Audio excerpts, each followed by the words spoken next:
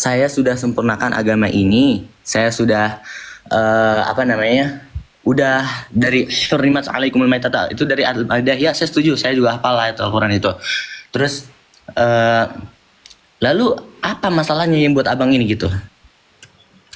Permasalahan limitasinya tuh apa? Yang buat kita mau bahas tuh apa gitu? Biar saya ini biar apa? Biar kita perbincangkan gitu. Kira-kira limitasi yang abang mau bahas tuh apa? Jadi sebenarnya kamu nangkap atau enggak? Iya, saya nangkap. Ayo, Oke, saya nangkap. kalau kamu Jadi nangkap, saya cuma nanya. Udah diam. Udah selesai kan?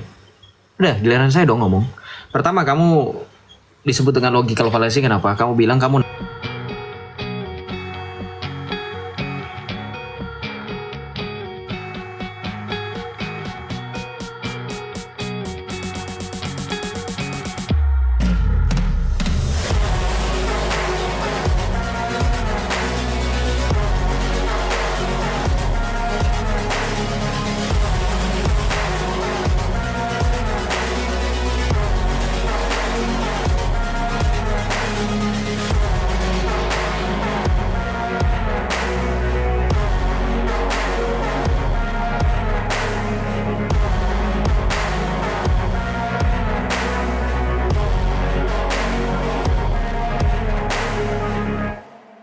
Shalom, dalam kesempatan ini kita akan menyaksikan dialog dari Elia Myron yang menjelaskan begitu luar biasa.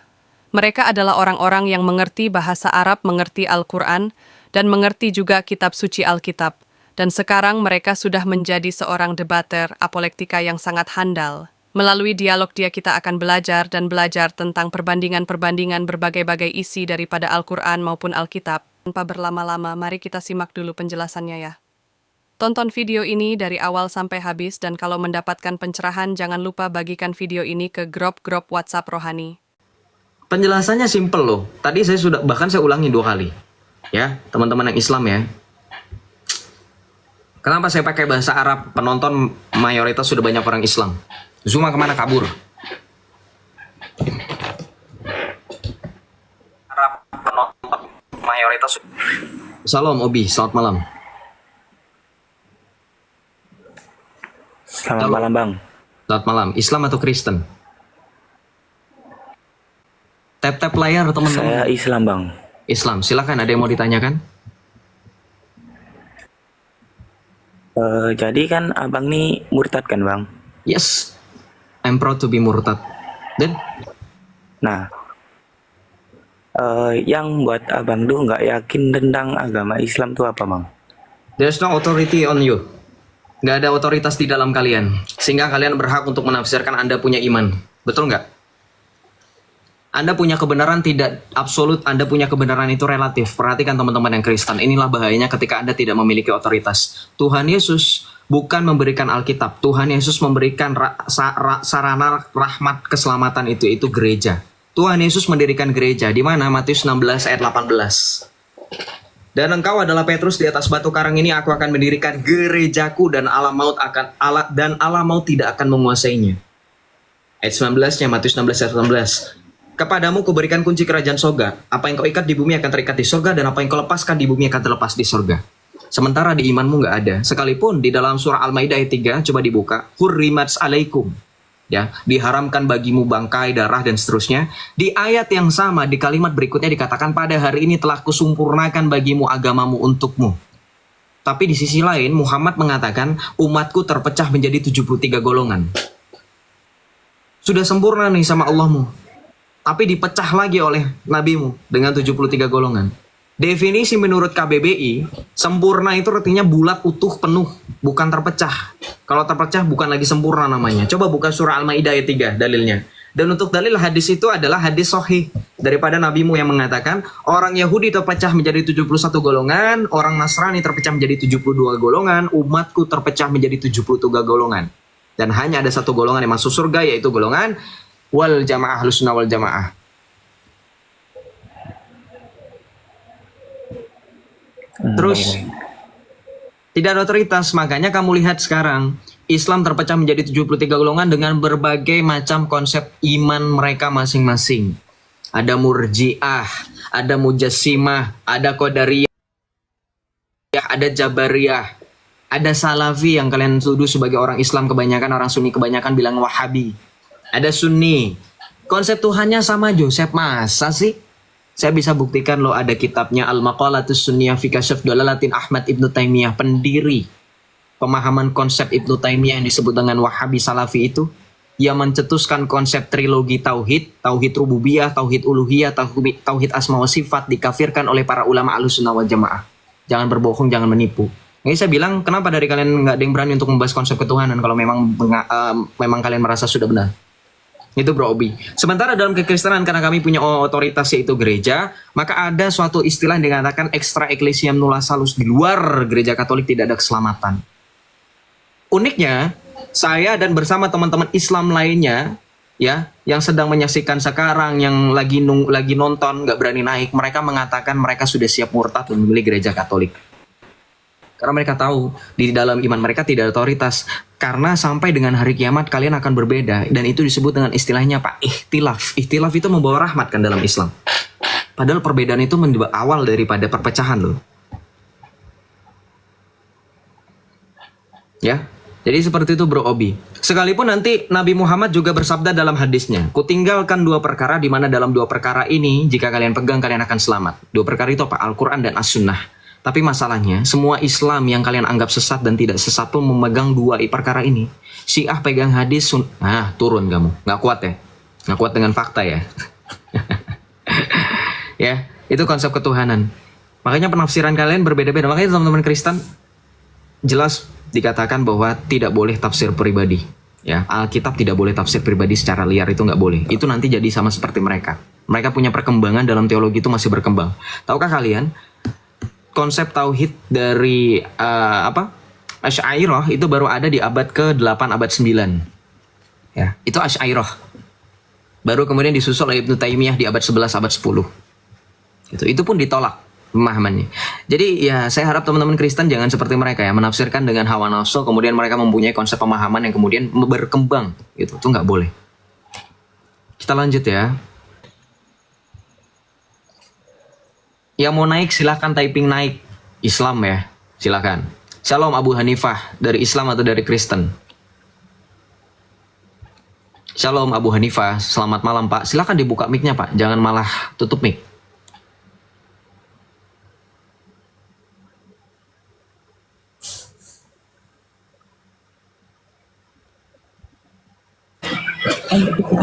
Diturunin ya, oke. Shalom Bu Rustini 600.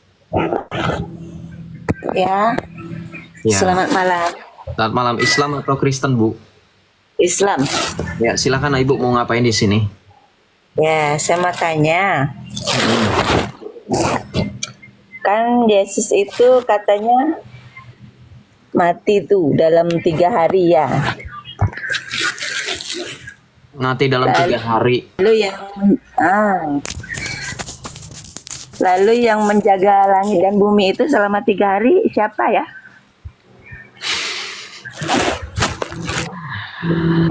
Langit dan bumi dijaga mau ngapain emang, Bu? Kan boleh kan bertanya ya kan? Ya boleh. Jadi gini Bu, konsep penciptaan alam semesta langit dan bumi di dalam pengaturan Allah bukan berarti dalam pemahaman Ibu dalam Islam harus dijaga, itu beneran harus dijaga nih kayak kita jagain kandang ayam, bukan Bu? Ya. Yesus yang wafat di kayu salib selama 3 hari itu pun hidup. Ya, dia turun dalam roh ke dalam alam penantian. Kan di dalam pengakuan iman rasuli kami dikatakan yang diwafat di kayu salib ya dimakamkan, turun ke tempat penantian. Yesus itu hidup dalam roh. Ya. Rohnya turun ke alam penantian. Kemudian dia bangkit pada hari ketiga. Jadi penjagaan bumi itu bukan seperti security jaga bank, Bu. Saya tahu gurunda Anda memang profesinya seperti itu, tapi jangan disamain lah. Beda ya. Ya. Loh, kok Ibu ketawa? Ibu nggak boleh ketawa. Itu Ibu. Kok malah ketawa? Itu ya, kan gurunya kok dalam diketawain. pikiran saya kan kok itu Tuhannya mati, lalu yang jaga langit dan bumi, terus yang mengatur semuanya itu siapa? Kok Tuhannya mati? Jadi gitu mati loh. itu Bu. Yosef yang ganteng. Iya, Ibu yang cantik. Saya tadi sudah bilang, Yesus mati itu bukan berarti segalanya menjadi sirna dan kemudian dia hilang eksistensinya. Kita baca dalam 1 Petrus 3 ayat 19 sampai dengan 10 ya. Ayat 19 sampai dengan 20 ya. Kita baca 1 Petrus 3 ayat 19, kita baca di sini. Iya.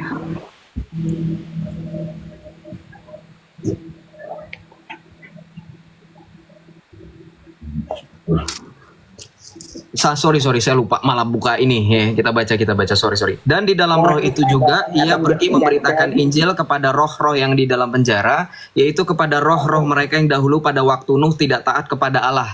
Ketika Allah tetap menanti dengan sabar waktu Nuh sedang mempersiapkan bahteranya, di mana hanya sedikit, yaitu 8 orang yang diselamatkan melalui air bah itu. Jadi perhatikan di ayat 19 dikatakan apa? Sebab juga Kristus telah menderita sekali untuk dosa-dosa kita. Ia yang benar untuk orang-orang yang tidak benar, supaya ia membawa kamu kepada Allah. Ia yang telah dibunuh dalam keadaannya sebagai manusia. Ya. Jadi keilahiannya tidak mati. Oh, oke lah.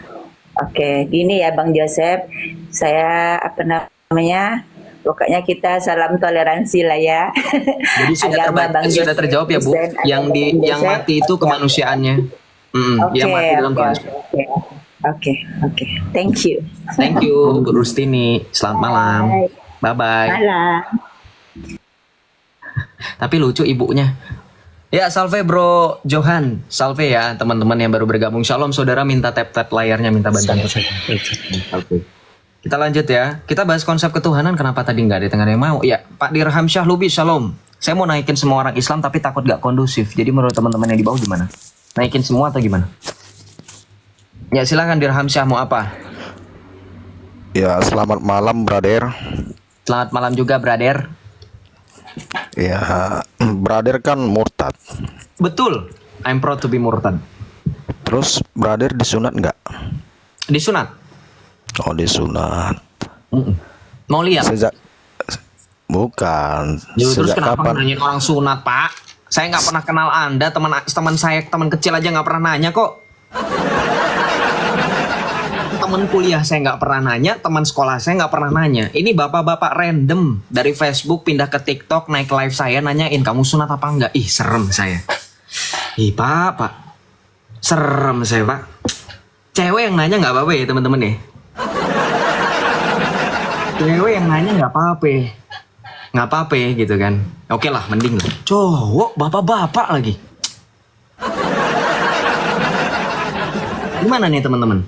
Kita lanjut apa gimana? Brother. Iya, brother. Ya, tadi Ada apa, Fader? lupa ya minum obatnya tadi.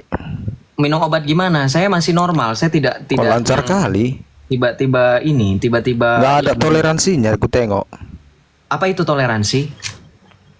Ya, antar beragama lah, jangan dicaci-caci kayak gitu ya kan. Definisinya jangan sok tahu. Lu pikir Rom Joseph asal ngomong asal jeplak? Enggak, bro. Definisi toleransi apa? Dan sok pinter. Definisi toleransi apa? Toleransi antar beragama. Apaan? Dirham ngarang lu. Ya, namaku kan bagus kan, mata uang kan. Iya, yang satu bernilai, yang satu tidak bernilai. Loh, Silakan. kenapa nggak bernilai? Nggak tahu, coba mikir. Janganlah kayak gitu lancarnya. Lancar apa? Ya iyalah, kalau manusia nggak lancar berpikir kayak kamu. Makanya kayak saya tadi ngomong, ada yang bernilai, ada yang tidak Enggak, bernilai. Ya, aku kamu mau mesti nanya belajar. nih, sebenarnya mau nanya nih, brother.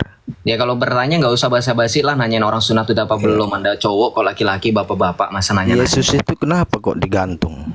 Nggak pakai baju. Karena dia menebus Anda, saya, dan kita semua. Yohanes 3:16. Berarti yang kutuk siapa? Kenapa? Yang kutuk dia itu siapa? Nggak ada yang kutuk dia. Dia menjadi kalian jalan lah yang menebus kutuk kan? Bukan. Dia menjadi jalan kutuk. Bukan kalian. Saya, kamu juga menjadi jalan bagi kita untuk dia menebus kutuk yang ada di dalam diri kita. Itu Mana? kutuk. Dalilnya mana? Galatia 3:13. Jawabannya ada di situ. Coba tunjukkan. Kristus telah menebus kita, perhatikan ya. Kristus telah menebus kita. Dari mana? Dari kutuk hukum Taurat. Berarti kita yang terkena kutuk, betul apa enggak? Dan dia menebus kutuk itu yang ada di dalam diri kita. Pemahamanmu kok aneh? Aku rasa aku nggak ada yang dikutuk. Nah iya, kamu nggak ada yang dikutuk. Sekarang pertanyaan saya, kalau memang Anda merasa yakin bahwa Anda tidak terkena kutuk hukum Taurat, Anda harusnya tidak mengalami kematian kekal dan Anda tidak terpisah dari Allah. Pertanyaan saya simpel saudara. Kenapa Adam dan istrinya di dalam Al-Quran terusir dari surga? Ya kalau dalam Islam teman-teman, Adam dan istrinya itu diciptakan dalam surga. Sekarang pertanyaan saya, kenapa Adam dan istrinya terusir dari surga? Silakan dijawab. Ini teman-teman Kristen paham kan? Berbicara mengenai kejatuhan dalam dosa, hukum Taurat, ya inilah kutuk kematian kekal, ya kan? Makanya saya tanya dia, kita pengen tahu pola pikir dia. Silakan Bang Dirham jawab, apa alasan Adam dan istrinya diusir menurut Islam dari surga? Ya aku dalilnya sih nggak tahu, kurang tahu juga Astagfirullahaladzim, yang diingat nanyain bocah minor di TikTok, nanya udah sunat apa belum, yang diingat itu Pak. Masya Allah Pak udah gede bau tanah, yang diingat nanyain bocah dah minum obat Pak, Bapak yang minum obat. Bukan ingat agama, di alam kubur udah bau tanah malah nanyain orang random di TikTok bocah. Saya masih ibaratnya masih muda gitu loh. Tahun ini baru 20 tahun. Udah sunat apa belum? Astagfirullah, yang sakit saya atau antum? Nuduh saya minum obat. Saya sih normal. Saya nggak pernah nanya Roma atau Johan atau Kocari sudah sunat atau belum sih. Ya. Jadi nggak usah gitulah ya. Saudara yang Islam normal dikit lah ya pertanyaannya yang Islam. Kaget saya. Om Katsu doubling ya. Shalom Batoro. Selamat malam. Selamat malam. Ya, silakan. Oke. Joseph nih ya? Iya, jelas nama saya Joseph. Oh iya. Mau tanya Bang. Silakan. Ini tadi materinya apa ini? Materinya tentang konsep ketuhanan sebenarnya, tapi dari tadi banyak teman-teman Islam yang melenceng dari topik. Ada yang nanya saya sudah sunat atau belum. Itu saya agak aneh. Kalau sekali lagi saya bilang ya, yang nanya cewek nggak apa-apa teman-teman. Yang nanya cowok gitu loh. Gini masalahnya, gini ribetnya gini teman-teman. Saya misalkan bilang ya, Joseph udah sunat atau belum? Udah. Terus nanti bilang, bohong kamu. Lah, cara saya ngebuktiin saya udah sunat gimana ya? Kan nggak ada sertifikat. Masa saya harus foto? Ya enggak apa-apa. Astagfirullahaladzim, samanya ini orang. Kenapa kalian ini bapak-bapak Facebook ini pada di sini sih nggak normal semua, malah bilang nggak apa-apa? Ih, geli. Udah Pak, nanya aja Pak. Pak, nanya aja Pak. Buruan Pak, keburu saya geleh, beneran geleh, saya turunin bener. Bukan saya turunin, saya blokir beneran. Malah bilang nggak apa-apa. Tobat kalian. Istighfar, nyebut. Astaga. Malah bilang nggak apa-apa coba. Thank you Om Mika, thank you teman-teman semuanya, thank you Om Ferdi, thank you. Om Ferry, sorry. Om Ferdi. Thank you teman-teman yang sudah memberikan berkat melalui gift, thank you. Silakan Om Batoro, ngomong apa? Nanya aja, nggak usah ngomongin masalah kelamin, nggak cocok. Kita ini menghormati bagaimana Allah menciptakan berpasang-pasang laki-laki dan perempuan. Ya udah Bang, silakan dibuka mic-nya, saya sudah undang Anda untuk open mic, silakan dibuka aja. Dibuka Bang. Oh iya, terima kasih. Sama-sama. Mau nanya, menurut kamu Tuhan itu apa sih? Tuhan itu adalah gelar. Artinya Tuhan itu apa? Penguasa. Oke. Terus menurut kamu kriteria Tuhan itu gimana? Tidak ada bisa dijawab karena bukan saya mengkriterikan Tuhan. Pertanyaan salah tidak akan ada jawaban yang benar. Perhatikan, diam. Saya kasih tahu teman-teman, ini cara bagaimana otak kita. Tadi saya selalu bilang, kecepatan otak harus lebih cepat daripada mulut. Jangan kebalik. Kalau kebalik kayak dia. Perhatikan pertanyaan dia tadi. Menurut kamu kriteria Tuhan seperti apa? Seolah-olah saya itu yang mengatur harus jadi Tuhan tuh yang begini. Itu Islam memang betul. Makanya nanti ada penyifatan Allah 20 sifat. Di kami, segala sesuatu yang berbentuk dengan Tuhan, atribut itu sendiri harus Tuhan yang memperkenalkan diri. Bukan kami yang kemudian memaksakan, Tuhan nggak boleh begini, Tuhan harus begini, Tuhan harus begini, Tuhan nggak boleh begini. Itu nggak ada. Sesuai dengan logika. Yang maha segala sesuatu tidak akan diatur oleh sang penciptaan. Oke, ketika Tuhan itu menjadi manusia, maka itu sudah merendahkan mahanya. Kata siapa? Ya kataku. Kok katamu? Ya sudah. Penting Pak. Kalau katamu penting, nggak bagus kamu. Ya kalau katamu ya jujur, berarti nggak penting. Itu kan katamu. Kamu aja pakai logika juga enggak. Jujur kamu bagus, saya akui. Biasanya pada takiyah kan teman-teman, kita apresiasi lah untuk yang ini. Kita kasih tepuk tangan dulu. Jadi gini, saya mau serius ya, kita berbicara logika edukasi. Ya saya malu punya gelar sarjana, kuliah, disekolahkan orang tua saya, mahal-mahal, masa nggak dipakai. Saya tanya sekarang, justifikasi pembenaran atas apa yang Anda tuduhkan tadi, bahwa Tuhan yang telah menjadi manusia itu tidak kemungkinan apa dikatakan kehilangan mahanya itu dari mana? Justifikasinya seperti apa? Beban pembuktiannya seperti apa? Dikasih tahu coba. Dari mana? Apakah kemudian ketika Yesus menjadi manusia, atribut keilahiannya menjadi hilang atau terserap, atau bagaimana? Silakan. Justifikasinya seperti apa, Pak? Kalau memang itu kata Anda nggak apa-apa, asalkan ada data. Kita ngomong sesuai dengan bagaimana kita ini ya, berpendidikan. Karena saya di sini ingin supaya teman-teman itu teredukasi, bukan cuma terhibur saja. Terhibur boleh, itu bonus. Tapi yang paling penting adalah sisi edukasinya. Apalagi mengenai iman itu harus bisa mempertanggungjawabkan, harus bisa kita tumbuhkan iman itu. Kalau seperti ini nggak akan bertumbuh. Jadi saya harus kembalikan pada koridor yang lurus. Sekali lagi Pak Batoro, saya ulang pertanyaannya supaya Anda fokus. Kalau Anda mengatakan kriteria Tuhan yang ada di dalam diri Yesus Kristus itu bukan lagi Tuhan, karena setelah firman Allah menjadi manusia, keilahiannya hilang, itu di bagian mana? Justifikasinya seperti apa? Beban pembuktiannya di bagian mana? Silakan Pak Batoro berbicara.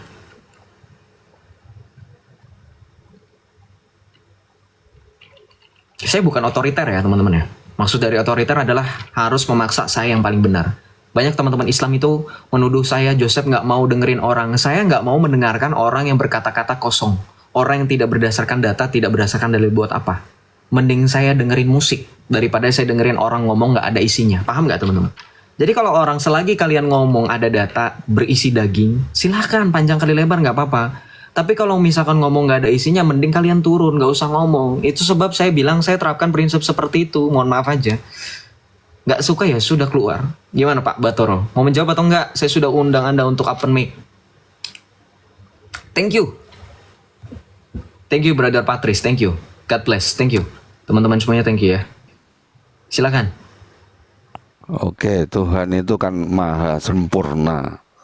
Zat yang sempurna, ya kan? Zat yang sempurna. Zat itu artinya apa? Zat itu adalah sesuatu yang menjadi miliknya. Itu bukan definisi. Itu menjelaskan kepunyaan belonging. Nggak jelas, itu bukan definisi. Zat itu apa? Silakan. Hakikatnya memang zat sempurna memang. Hakikatnya zat yang sempurna. Zat itu hakikat bukan? Iya. Nggak, jangan menipu. Zat itu hakikat bukan? Iya. Terus kenapa zat itu adalah hakikat? Padahal itu sinonim. Hanya sinonim saja.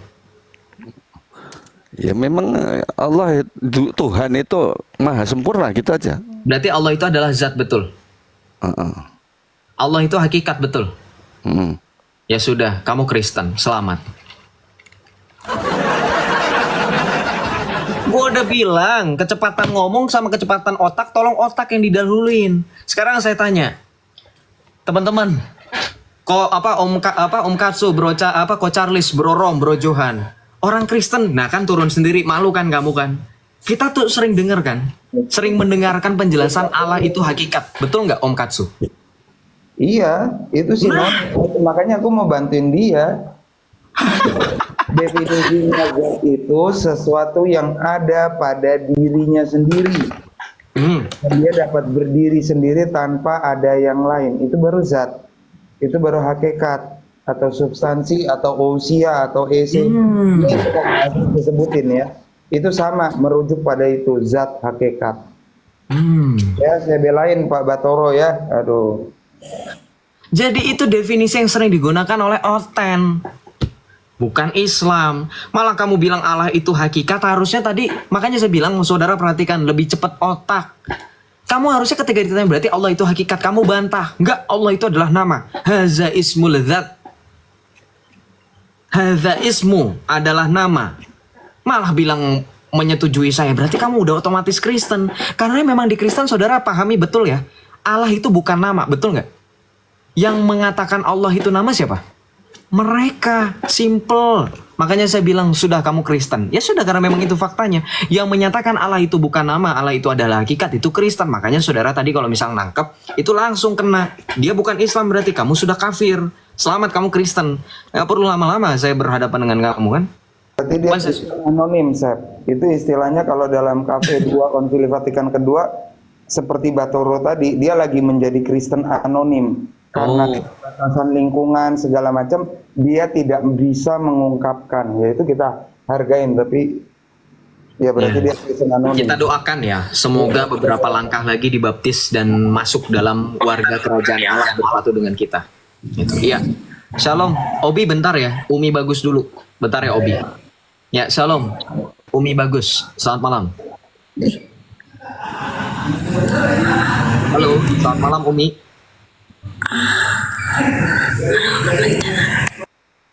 Si Umi malah mendesah, Umi.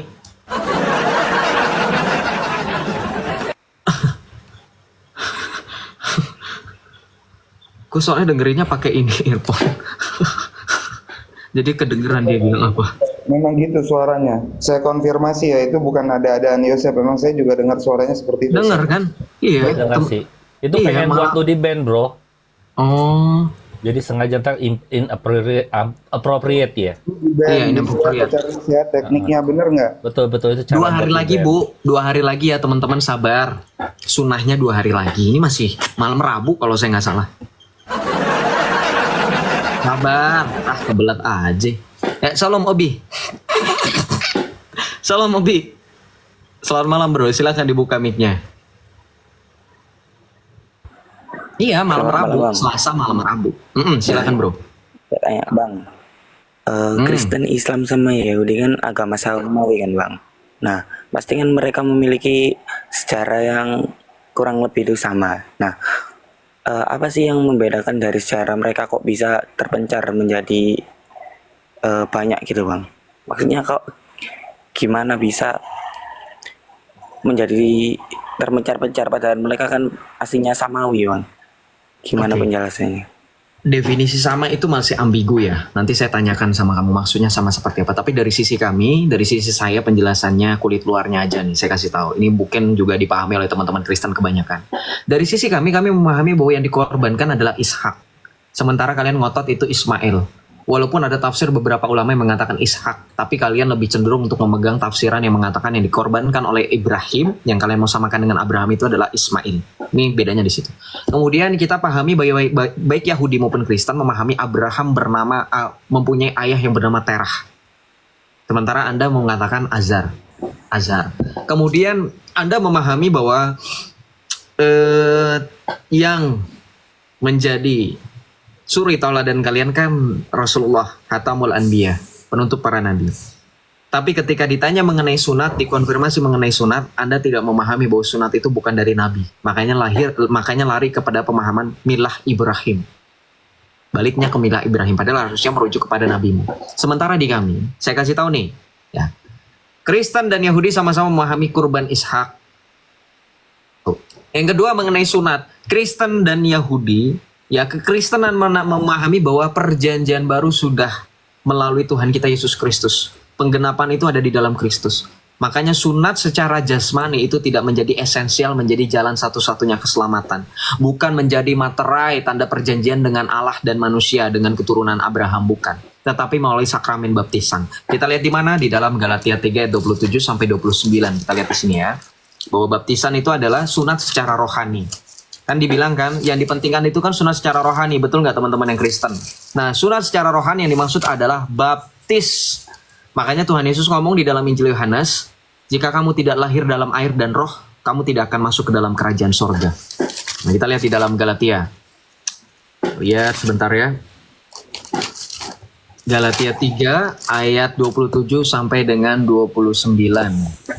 Nanti mungkin ditambahkan sama teman-teman lain, saya persilahkan. Kalau tidak ada juga nggak apa-apa. Kita lihat di dalam Galatia 3 ayat 27 sampai 29 di sini.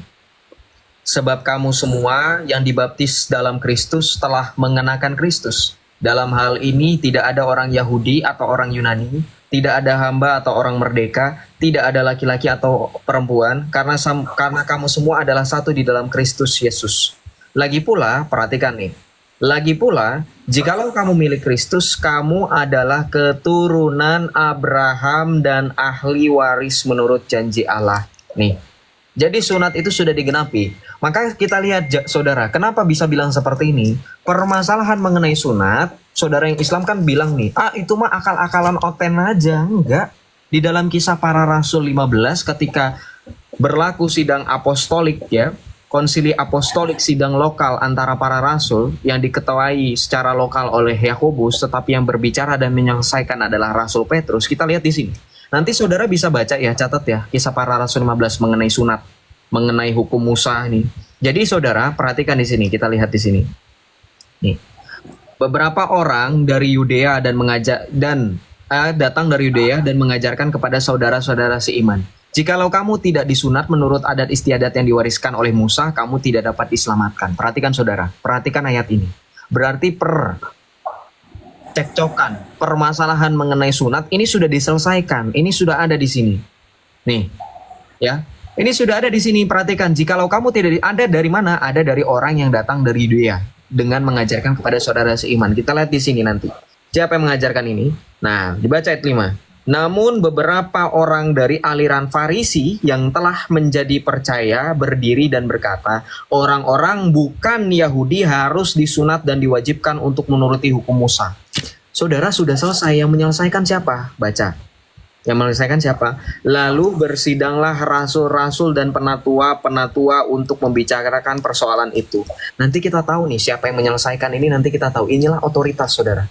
Inilah satu orang yang ditunjuk menjadi wakil Kristus, penerusnya, ya, untuk menggembalakan domba-dombanya. Kita lihat di sini. Saya ngomong nggak ngomong kosong. Kita lihat di sini. Sesudah berdebat, ini kan berarti nggak selesai-selesai nih.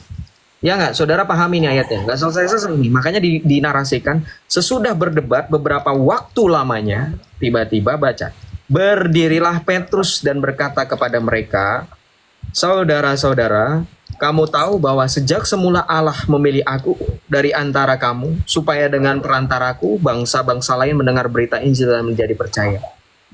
Ya, jadi yang menyelesaikan masalah sunat atau tidak disunat ini adalah Rasul Petrus, dan sudah selesai, ya, bahwa orang bukan Yahudi tidak wajib untuk disunat, karena jalan satu-satunya materai itu tadi itu mengenai pembaptisan.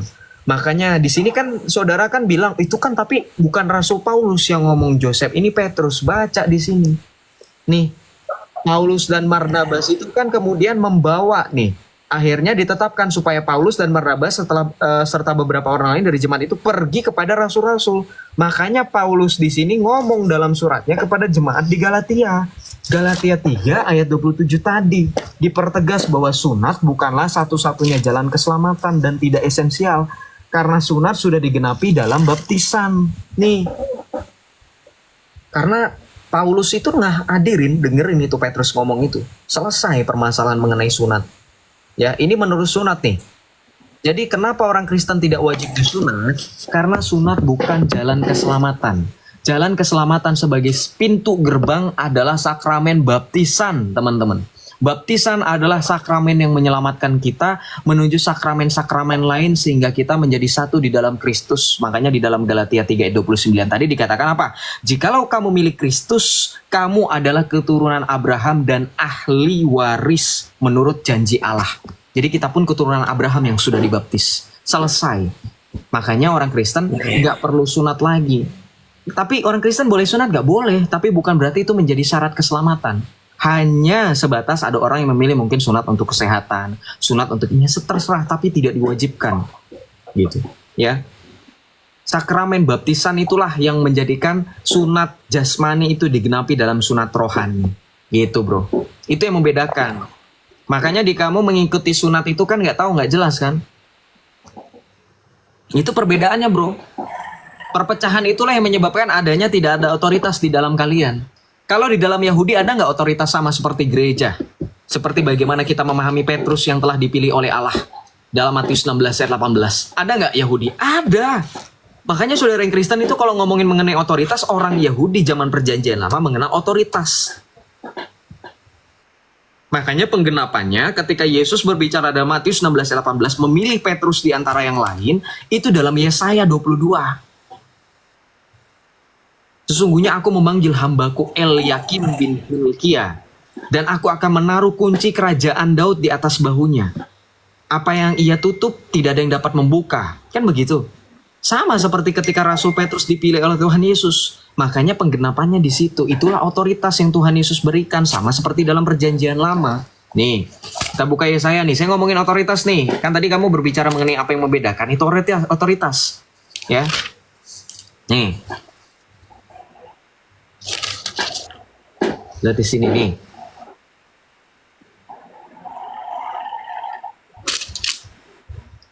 Saya balikan kamera ya, sorry. Saya malah bengong liatin baca. Sorry teman-teman. Nih. Ini otoritas teman-teman, perhatikan nih ya. Yesaya 22 nih. Perikopnya tentang Sebna dan Elyakim. Kita baca di mana? Di ayat yang ke-20. Kita lihat di sini. Ini otoritas ya. Pada waktu itu aku akan memanggil hambaku Elyakim bin Hilkia. Jubahmu akan kukenakan kepadanya, ikat pinggangmu akan kuikatkan padanya. Perhatikan. Dan kekuasaanmu akan kuserahkan ke dalam tangannya, ia akan menjadi bapa bagi penduduk Yerusalem dan bagi kaum Yehuda. Perhatikan, ayat 22. Aku akan menaruh kunci rumah Daud di atas bahunya. Apabila ia membuka, tidak ada yang dapat menutup. Apabila ia menutup, tidak ada yang dapat membuka. Perhatikan di sini kita bandingkan dengan penggenapan dalam perjanjian baru tipologinya. Nih, dalam Matius 16 ayat 18, perhatikan. Nih, ayat 18, perhatikan saudara. Aku pun berkata kepadamu, engkau adalah Petrus, dan di atas batu karang ini aku akan mendirikan gerejaku, dan alam maut tidak akan menguasainya. Perhatikan di ayat 19. Kepadamu akan kuberikan kunci kerajaan sorga. Apapun yang kau ikat di bumi akan terikat di sorga, dan apapun yang kau lepaskan di bumi akan terlepas di sorga. Sama nggak kira-kira? Perhatikan ayat 22. Aku akan menaruh kunci rumah Daud di atas bahunya. Apabila ia membuka, tidak ada yang dapat menutup. Apabila ia menutup, tidak ada yang dapat membuka. Kepadamu kuberikan kunci kerajaan sorga. Nih perhatikan. Kepadamu kuberikan kunci kerajaan sorga. Apa yang kau ikat di bumi akan terikat di sorga, dan apapun yang kau lepaskan di bumi akan terlepas di sorga. Nah, itulah otoritas yang Tuhan Yesus berikan. Dan di Islam tidak ada, bro, sayangnya. Makanya kamu sekarang, saya tanya, kamu Islam sekarang posisi kamu Islamnya apa? Sunni, Syiah, Salafi, atau bagaimana? Karena di Islam ada 73 golongan. Dan kamu harusnya Sunni. Yang masuk surga itu Sunni atau siapa? Ya dalam ajaran saya Sunni, Bang. Nah, tapi dari ajaran yang lain, yang masuk surga siapa? Kurang tahu, Bang. Nah, enggak, di ajaran yang lain menurut mereka ajaran mereka. Menurut ajaran mereka, ajaran kamu nggak masuk surga, ajaran kamu tuh bid'ah. Makanya dikatakan di dalam iman kalian itu ada akidah saling membid'ahkan satu sama lain. Itu kan Salafi. Kalian merayakan Maulid dibid'ahkan sama orang-orang Wahabi, betul nggak? Maulid bid'ah. Nah, Bang. Jadi pada intinya, Bang, sebenarnya intinya, Allah yang disembah oleh umat Islam ini adalah Yesus, Bang. Apakah begitu? Oke. Kalau dikatakan apakah Allah yang disembah oleh orang Islam itu Yesus atau bukan, belum sampai. Dalam ajaran gereja Katolik, kalian masih di luar, masih mencari bayang-bayang dari Allah itu. Kenapa dikatakan masih bayang-bayang? Kenapa gereja Katolik mengeluarkan dokumen seperti itu, menyatakan bahwa orang di luar gereja, orang di luar dari gereja Tuhan, kita Yesus Kristus, dikatakan masih mencari bayang-bayang? Saudara baca Ibrani 1 ayat 3. Dibaca. Kita baca ya Ibrani 1 ayat 3. Nih. Kita baca. Kenapa dikatakan orang di luar Kristus, orang di luar gerejanya, yaitu gereja Katolik, dikatakan mereka yang di luar dari gereja masih dalam pencarian bayang-bayang Allah. Kita baca dalam Ibrani sebentar. Ibrani 1 ayat 3. Dialah cahaya kemuliaan Allah dan gambar keberadaan Allah. Sekarang pertanyaan saya, apakah dalam Islam ada gambar keberadaan Allah? Tidak. Bukan tidak, masih mencari. Kamu tahu nggak yang dikatakan gambar keberadaan Allah itu siapa? Kurang tahu, Bang. Nur Muhammad. Kamu kan Sunni. Nih, kita baca di sini. Nih. Iya kan, kamu akui nih. Ibrani 1 ayat 3. Perhatikan tadi saya bilang apa? Dialah cahaya kemuliaan Allah dan gambar keberadaan Allah yang sesungguhnya dan menopang segala yang ada dengan firman-Nya yang penuh kekuasaan. Makanya dikatakan orang-orang di luar daripada Kristus, orang-orang di luar termasuk kamu, itu masih mencari bayang-bayang Allah. Kenapa? Karena kalian tidak memahami siapa sosok yang adalah menyatakan Allah ini, yang adalah gambar keberadaan Allah ini. Yang kamu nyatakan itu siapa? Saudara yang Kristen, saya tanya, yang dikatakan sebagai hologos itu siapa? Dalam Yohanes 1 ayat 1 kan di sini kan harusnya bahasa Yunaninya kan en arche en hologos, kai hologos en prostonteon, kai theos en hologos. Betul nggak? Yang dikatakan logos adalah Yesus, firman Allah yang menjadi manusia. Betul?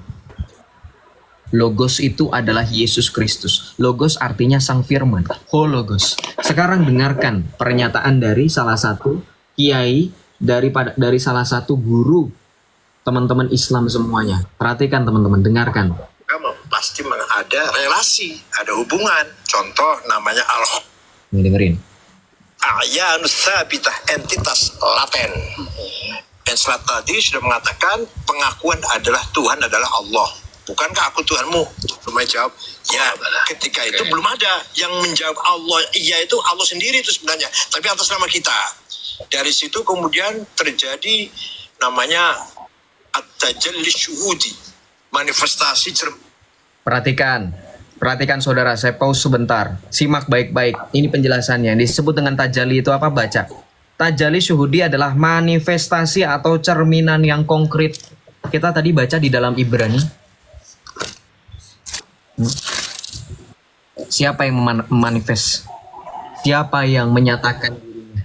Siapa? Baca di dalam Ibrani 1 ayat 1. Anaknya, nih, ayat 2. Anaknya, ya. Setelah pada zaman dahulu Allah berulang kali dan dengan berbagai cara berbicara kepada nenek moyang kita dengan perantaran para nabi, pada zaman akhir ini ia berbicara kepada kita dengan perantaran anaknya, yaitu Yesus Kristus. Bapa mengutus Yesus, sang firman Allah, yaitu anaknya yang tunggal. Kenapa tiba-tiba Islam mengatakan tajalli atau cerminan konkret dari Allah itu adalah Muhammad, Nur Muhammad? Kenapa? Kita lanjut di sini. yang konkret. Muncullah pertama kali tajalli, pertama kali manifest Nur Muhammad atau The Logos. The Logos. Dengerin. Saya ulang lagi nggak? Yang disebut The Logos itu siapa? Kamu dengar nggak tadi barusan, Obi? Yang disebut The Logos itu siapa, bro? Muhammad. Nur Muhammad. Kenapa bisa seperti itu? Itu dari akidah kamu sebagai orang Sunni, betul nggak? Kamu Sunni berarti kamu NU ya, paling nggak ya, Nahdlatul Ulama, betul nggak? Iya. Dengerin nih, Nur Muhammad tuh ada di NU. Nih, tuh Nur Muhammad. Kita buka dalam NU online. NU nggak bisa diketik ya? NU websitenya nggak bisa dibuka ya? NU websitenya nggak bisa dibuka, guys. Kenapa nih? Di itu dulu, ditekan dulu. Bisa. Kok aku nggak bisa ya? Di aku bisa nih. Bisa. Coba dibukain, coba minta tolong. Yang judulnya apa? Nur Muhammad dalam kitab Barzanji. Nur. Kasidah Barzanji mengandung konsep, ya kan? Itu kan? Ada Nur Muhammad kan di situ kan? Ini aku bukain. Tunggu. Bentar ya. Kita membaca sama-sama ini. Meningkatkan literasi itu penting, teman-teman. Saya suka kalau meningkatkan literasi. Itu nanti ada indikasi penyamaan loh, identik dengan Yesus Kristus sebagai penyebab alam segala sesuatu itu ada. Kasidah Barzanji. Iya, di scroll di paling bawah, Om, di bahasa tulisan Arabnya. Di Arabnya. Tulisan-tulisan Arab, saya nggak gitu bisa Ini, Arab. nah itu. Aku mengucap salawat dan salam untuk cahaya yang bersifat terdahulu dan awal. Usolli wasallimu ala nuril mausufi bitaqaddami wal awaliyah. Itu bacaan Arabnya. Saudara tahu nggak? Aku mengucap salawat dan salam untuk cahaya yang bersifat terdahulu dan alam. Tahu nggak saudara? Cahaya yang dimaksud di situ siapa? Itu Nur Muhammad loh. Coba kalau kita pemahaman bagi orang Kristen. Yang disebut terang cahaya itu siapa? Nih, sorry ya Om Katsu, saya switch langsung. Nggak apa-apa, santai. Kita langsung switch biar kita memahami, biar Bro Obi juga memahami bagaimana konsep imanmu itu sebenarnya menjiplak dalam iman kami. Nih, Kita lihat di sini nanti. Ya. Yang dikatakan terang atau cahaya sesuai dengan Yohanes 1 ayat yang kedua. Nih, kita lihat di sini. Sorry masih ngeblur ya. Nih. Di dalam Dia ada hidup dan hidup itu adalah terang manusia. Terang itu bercahaya di dalam kegelapan dan kegelapan itu tidak menguasainya. Terang dan cahaya yang bersifat awal, yang bersifat mula itu adalah Yesus Kristus. Bukan Nur Muhammad. Kenapa bisa konsep imanmu itu nyontek, bro?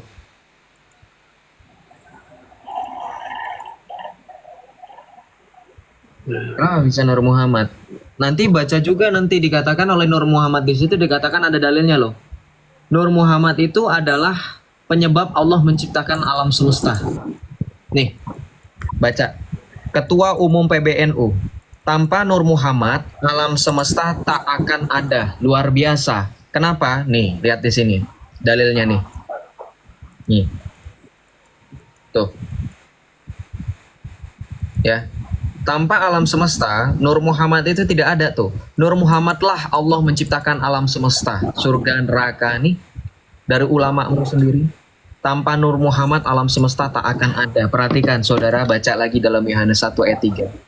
Segala sesuatu dijadikan melalui Dia, dan tanpa Dia tidak ada suatu pun yang telah jadi dari segala yang telah dijadikan. Jadi segala sesuatu dijadikan melalui siapa? Melalui siapa kalau kita baca dari sini? Melalui firman. Dan tanpa Dia di sini merujuk kepada siapa? Dia di sini merujuk kepada firman. Tanpa sang firman, tanpa firman Allah yang menjadi manusia, yaitu Yesus Kristus, tidak ada suatu pun yang telah jadi dari segala yang telah dijadikan. Kenapa bisa sama? Inilah kenapa tadi saya mau bahas, tapi Zuma nggak mau jujur.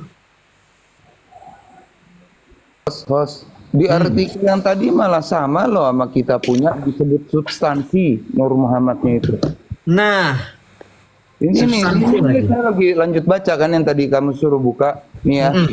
Atas dasar ini Nur itu adalah substansi bukan aksiden. Dalam kurung lihat Syekh M. Nawawi Banten. Kalau saya salah baca ini soalnya kayak Arab nih. Madarijus ila iktisail burud. Madarijus ila iktisail burud itu nama kitabnya. Nah, itu disebutnya substansi sama dong sama kita jadinya. Memang itu makanya kemarin kalau teman-teman perhatikan scroll di VT saya, cek VT saya, diskusi mengenai Nur Muhammad antara Habib, seorang ustadz dan seorang santri, sampai kepada titik poin di mana tiga-tiganya mohon sama saya untuk tidak dilanjutkan lagi diskusinya. Itu ada Joseph diskusi mengenai Nur Muhammad. Mereka nggak bisa menjawab di publik karena mereka takut orang Islam akan tahu. Scroll aja, nggak percaya silahkan nonton VT-nya. Makanya tadi kan dikatakan Nur Muhammad sebagai penyebab alam semesta segala sesuatu. Makanya tadi denger nggak Zuma ngomong begini? Nih, kamu dengerin nih Zuma ngomong begini nih bro. Mana dia? Nih, Zuma ngomong seperti ini nih. Nih. Cari maknanya lagi. Yang kemudian dikatakan sebagai Allah yang perkasa, Allah yang kekal.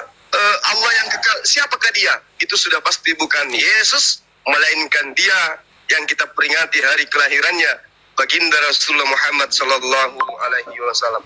Jadi Allah yang perkasa, Allah yang kekal Muhammad itu karena pemahaman Zuma terhadap Nur Muhammad, bro Obi, teman-teman semuanya. Jadi jelas.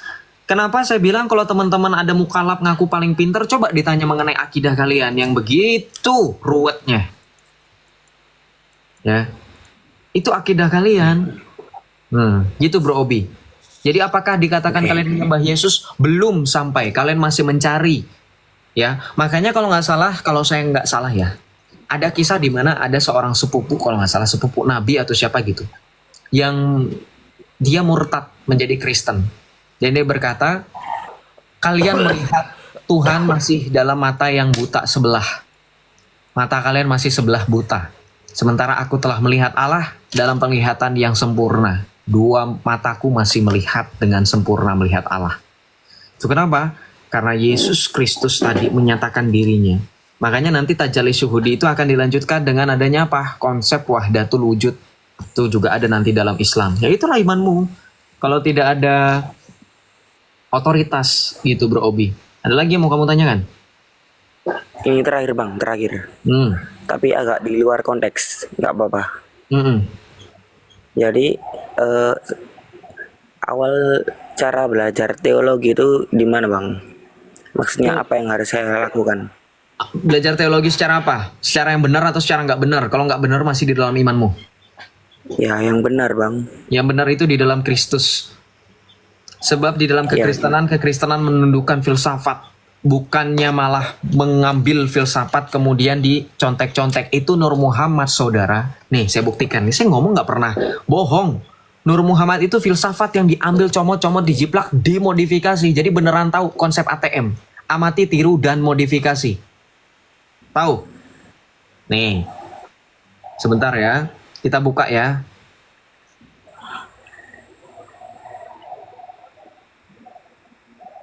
Saya siapkannya di data lewat ini. Saya bikin PowerPoint bentar.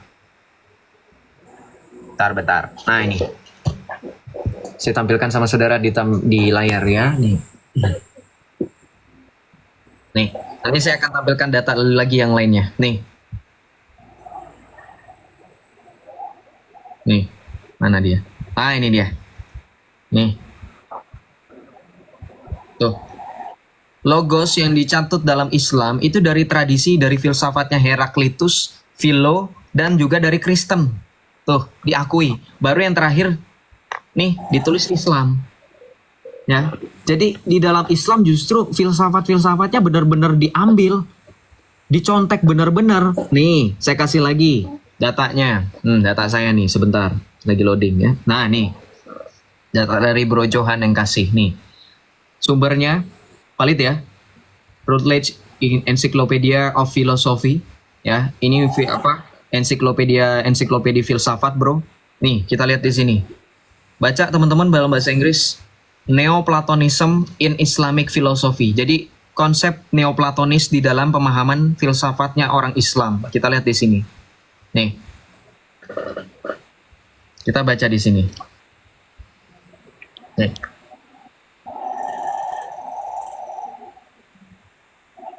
Al-Kindi, the father of Islamic philosophy, has a Neoplatonic aspect, but the doctrine reached its intellectual fruition in the complex emanationist hierarchies.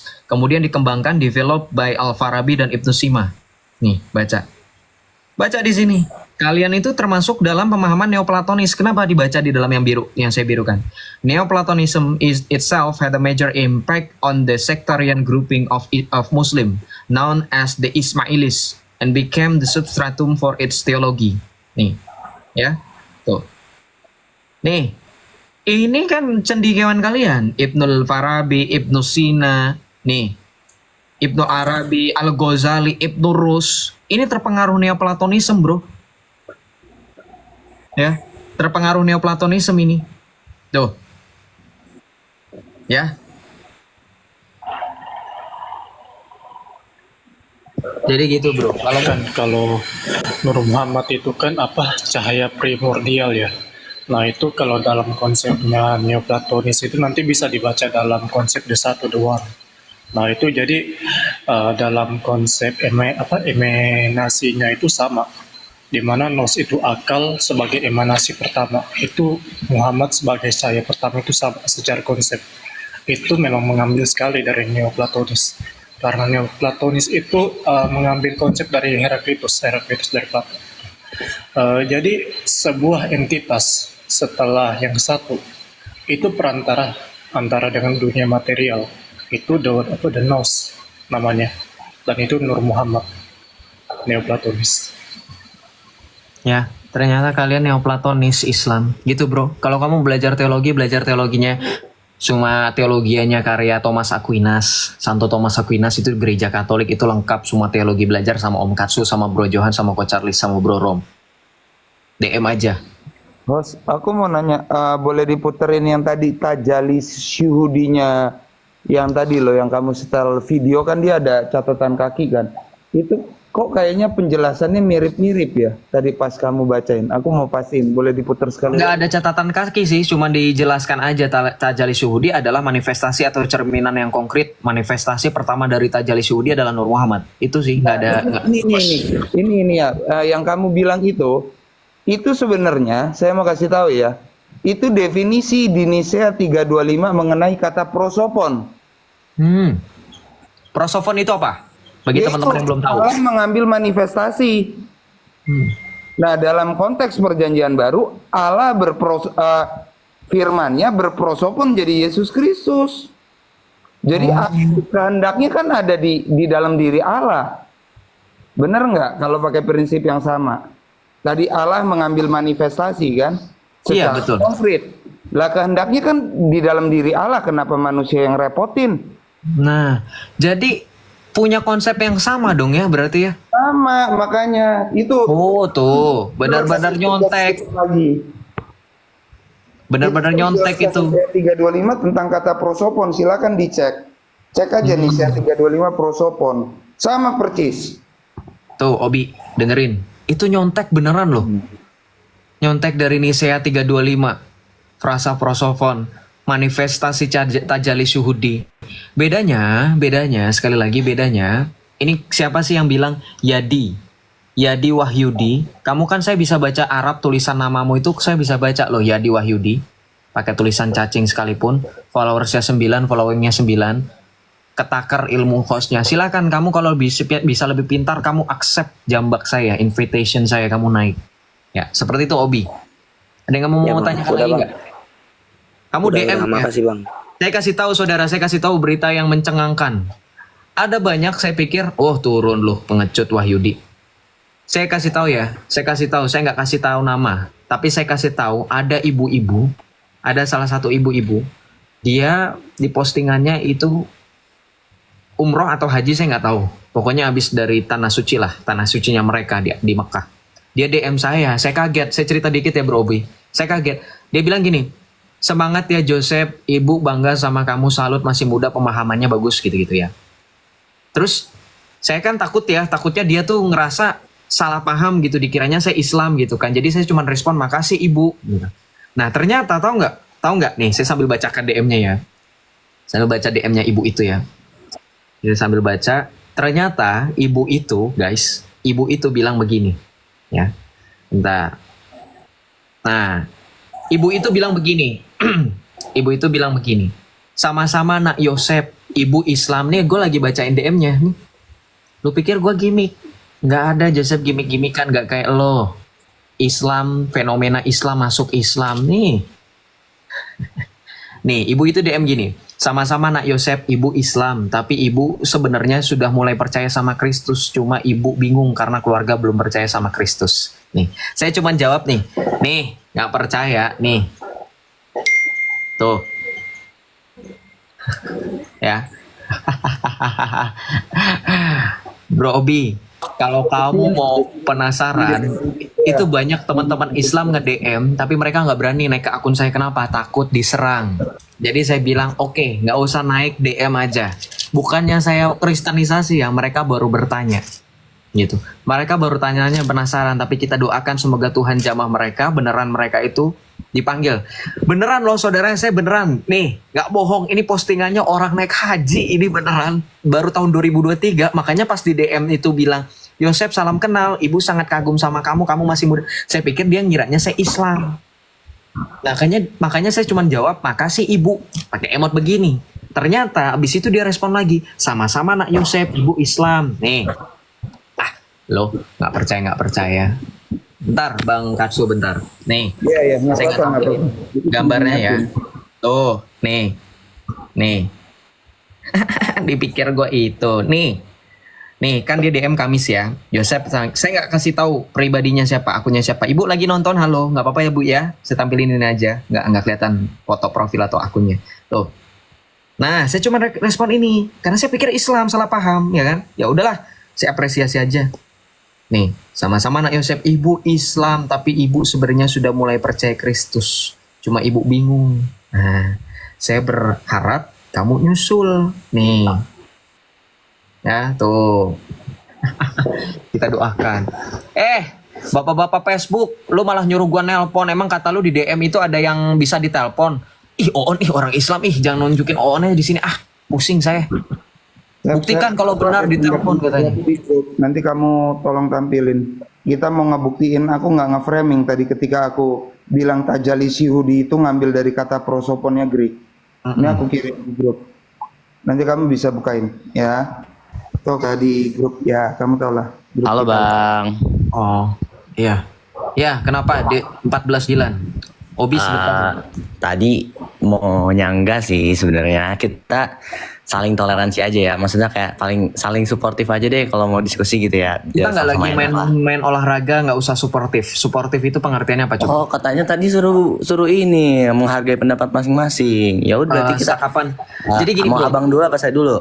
Oke, saya kasih tahu ya disclaimer buat kamu ya. Berbicara apapun itu pakai data, menyanggah apapun itu pakai data. Nggak usah sok pintar, nggak usah sok bijak, saya nggak nggak sok usah pintar. kayak orang BP. Kalau misalkan Anda sopan, Anda pernah sekolah, nggak usah iya. Obi itu dari tadi ketika saya berbicara dia diam, dia berbicara kami diam. Itu namanya sopan. Iya, saya sopan siap. Saya sopan Nah, siap. itu nggak sopan. Ini masih nggak sopan. Saya masih belum selesai bicara. Oke. Kuliah di mana? Nih, kurang. Oke, iya. Nggak usah ditunjukin ininya, titelnya. Jadi kan tadi saya mau nyangga aja tentang kayak kenapa abang tadi murtad, karena abang bilang katanya Islam tuh kepemimpinannya kepercayaan tuh otoriter. Kayak Islam tuh banyak sekali akidah-akidah atau kayak kepercayaan kayak Sunni, Syiah dan lain-lain sebenarnya. Betul abang tadi bilang kayak gitu kan? Aku menjelaskan kepada Obi tadi sebenarnya tadi tuh masuk 1 kali, terus dia masuk lagi karena dia turun nggak tahu kenapa kan. Terus kata abang bilang panas akan fakta, itu bener kan? Tadi abang bilang kayak gitu. Nah sini aku mau jelasin. Jadi kayak kenapa sih? Malah Apa? Oke, iya. Abang mau ngomong apa?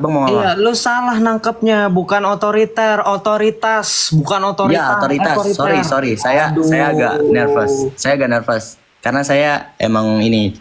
Kita bincang aja pelan-pelan kayak ya enak-enak aja lah, maksudnya santai aja. Jadi yang maksudnya otoritas itu kenapa Islam itu banyak kepercayaan antara Sunni, Syiah dan lain-lain semacamnya.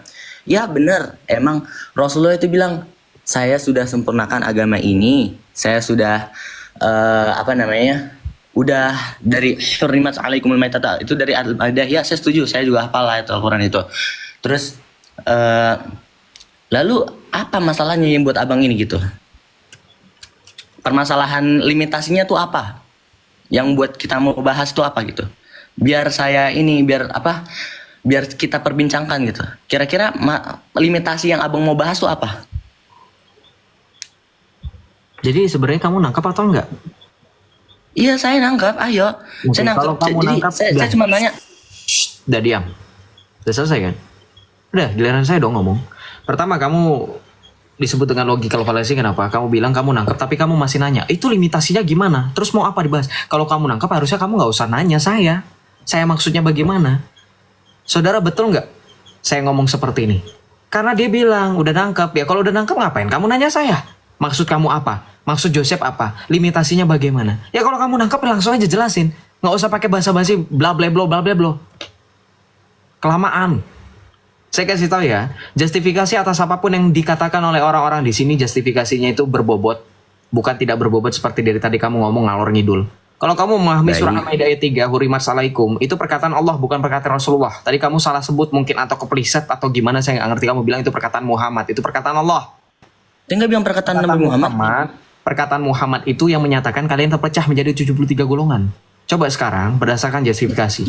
Dikatakan sempurna itu sesuai dengan KBBI itu apa? Sempurna itu artinya apa? Menurut KBBI. Jangan mengatakan KBBI. KBBI itu berbeda dengan kata-kata kontekstual dan dari Arab, karena Arab itu bahasa Arab itu luas. Jadi Yaudah, sekarang kita kalau bahasa Arab. abang, iya kalau abang mau memahami Fi kalamul Arabiyah faqad. Jangan pakai bahasa Indonesia ya, fi kalamul Arabiyah. Karena kan kamu nggak mau pakai KBBI. Sementara kamu menerjemahkan surah Al-Maidah 3 pakai bahasa Indonesia. Fi kalamul Arabiyah faqad. Ngomong bahasa Arab, faqad, silakan. Kamu ngomong leksikon Arab, silakan. Fi kalamul arabiyyah faqat. Silakan. في سورة المائدة يعني حرمت عليكم الميتة والدم ولحم الخنزير. Yang benar bacanya Ya. jangan hurimat alaikum, itu kamu sedang menista Allahmu. Makhrajnya nggak La jelas, tajwidnya haula nggak wala jelas. La haula wala quwata illa billah al-masih ibnillahil wahid wallahu warrabb.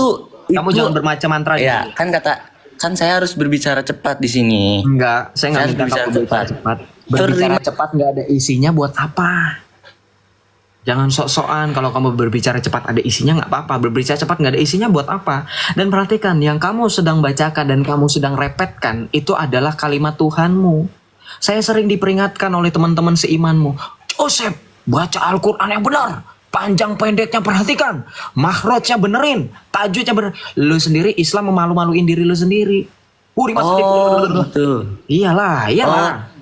Kalau حرمت عليكم الميتة والدم ولحم الخنزير وما أحل بغير الله به والمنخنقة والمتردية والنطيحة وما أكل السبع إلا ما ذكيتم. هذا seterusnya lah. Pokoknya gini. Kok seterusnya? Emang ketika Jibril ngasih ke Muhammad, inilah wahyu. Bismillahirrahmanirrahim. Iqra bismi rabbikal ladzi khalaqal insana min 'alaq. Iqra warabbukal akram dan seterusnya. Itu ya Jibril ya? Oh, pantas kalian itu kalau beriman itu aneh. Saya tahu. Jadi abang ini bahasnya apa sih? Mau dibahas apa sih? Jangan melenceng dari konteks gitu loh. Saya kasih tahu Jangan ya. bahas dari luar ini. Yang kita mau bahas apa?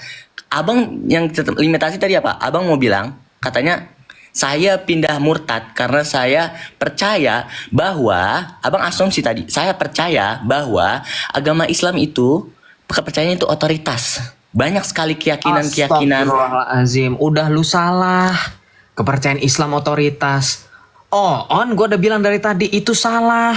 Justru di Islam nggak ada otoritas. Maaf ya, saya bilang udah ingetin dari tadi. 2 kali saya udah bilang. Bukan otoritas, justru di Islam nggak ada otoritas. Kepercayaan otoritas tuh apa? Definisi apa? Nggak ada. Gini. Oke. Iya. Gini aja deh. Dan sok kan. Coba gue pengen tahu. Lu kalau misalnya salah lagi, mending gue turunin daripada bikin puyeng. Lah, abang dari tadi motong-motong pembicaraan saya terus. Saya disalah-salahin dulu. Siapa yang motong kamu? Orang memotong pembicaraan orang lain ketika orang itu salah menangkap. Sekarang saya tanya sama kamu. Kalau nggak saya potong, kamu nanti jatuh kepada pemahaman yang salah nanti. Lah, abang juga pemahaman yang salah. Abang menempel-nempel suatu ayat dan sinkronisasi ke ayat-ayat yang lain. Itu bukan nempelin suatu ayat. Perhatikan, dengerin. Aduh. Ayo, pemahaman apa yang abang itu... Sekarang saya tanya. Ya. Hadis Nabi mengatakan kalian terpecah 73 golongan, itu termasuk ayat Al-Quran bukan? Itu bukan, itu hadis. Terus kenapa lo bilang gue nempel-nempelin ayat? Udah turun aja deh, puyeng saya. Sok-sokan pinter, nempel-nempelin ayat. Salah kan lu? Ya, nggak salah orang, dia salah. Dari tadi saya cuma pakai dalil 1, surah Al-Maidah ayat 3. Dengan dibanding dengan hadis. Kenapa saya bandingkan dengan hadis? Harusnya bagaimana Muhammad menjadi Rasul Allah? Atiullah wa atiur Rasulullah. Mentaati Allah sama mentaati Rasul sama mentaati Allah, kan kurang lebih seperti itu ya ayatnya, saya juga lupa-lupa. Harusnya Allah menyempurnakan agama. Kenapa Muhammad memecah agama itu menjadi 73 golongan? Itu maksudnya. Ya. Yang udah salah nangkep dari tadi, ngotot aja. Akui kamu salah. Nuduh saya nempel-nempel ayat. Padahal udah jelas hadis itu bukan ayat Al-Quran. Hadis itu bukan ayat Al-Quran. Udahlah, ngomongin Islam yang puyeng. Sosokan kamu ngomongin bahasa Arab, kamu baca Quranmu juga salah kok. Silakan Bro Obi, ada lagi yang kamu mau tanyakan? Nah, turun kan dia kan. Jadinya malu sama teman seimannya itu kan. Saya bukakan tadi, Om Katsu minta tolong buka. Jadi ribet sama orang itu ya.